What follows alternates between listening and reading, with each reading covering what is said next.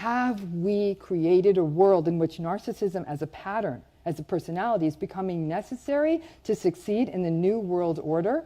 The very qualities associated with material success are actually bad for our health. Because while these qualities may be festered and fostered by our cultures and our schools and our economies and our societies, they are never going to be good for our close relationships. And that doesn't just mean spouses and partners. That means parents, children, siblings, extended family, friends, colleagues. Narcissistic patterns undercut the core of what's necessary for healthy relationships. Those things include mutuality, respect, compassion, patience, genuineness, honesty, and trust. Things that are simply not possible with a system or a person which is narcissistic.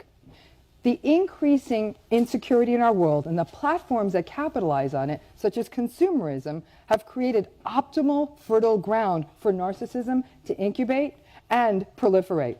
When human value is driven entirely by external incentives such as success, then qualities such as empathy do not have a fighting chance because we no longer value them and they're no longer valuable.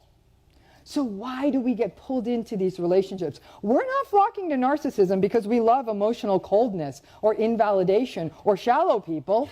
We're drawn in because narcissism is seductive. I call it the 3 C's of narcissism: charm, charisma, and confidence. That's not to say that all charming and charismatic people are narcissistic. However, we do know that these traits are so seductive that we get drawn in, and they can blind us to the more venomous characteristics that are unfolding at the same time, such as entitlement, vindictiveness, or lack of empathy. Narcissism is a word that is being used to understand bad behavior everywhere. It's a sort of way of relating to the world. It's an adjective to describe their style, much like we could describe someone as agreeable or stubborn or introverted. Some of these patterns are valued by society and others aren't. It's just a descriptive term. And no matter how much we turn our noses up at it, paradoxically, as a society, we reward it. Now, things got confusing when people started using narcissism as a clinical term. It became a way of medicalizing bad behavior. It's actually not a diagnostic term.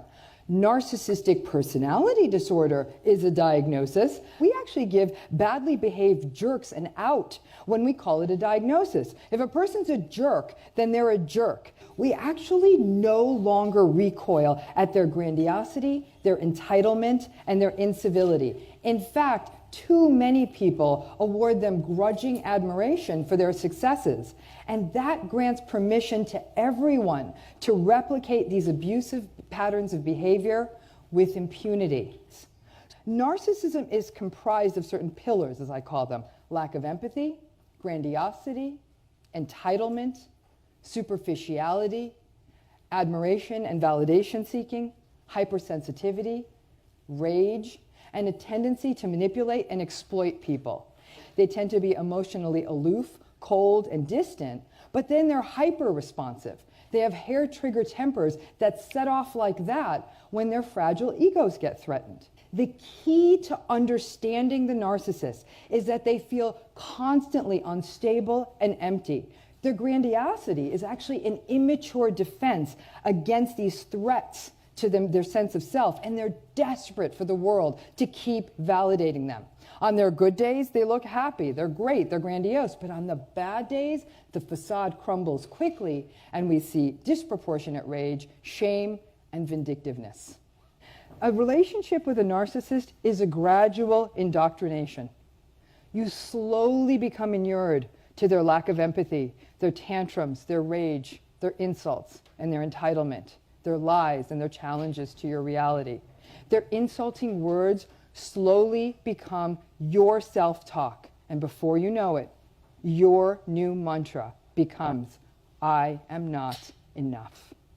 Anyone who's had a narcissistic parent will acknowledge that it shaped the arc of their lives. It instilled an insecurity and a chronic jousting at psychological windmills. From an early age, narcissistic parents leave a legacy, including an inability to trust your own instincts, to safely enter close relationships, to trust your own abilities, and a lifetime can be spent trying to gain the notice of the aloof, detached, and disconnected parent. The most painful realization is that narcissistic patterns are just not that amenable to change. At a minimum, for any change to occur, the narcissist has to recognize the harmful pattern of their behavior, then they have to want to change it, and then they have to put in the daily work of change.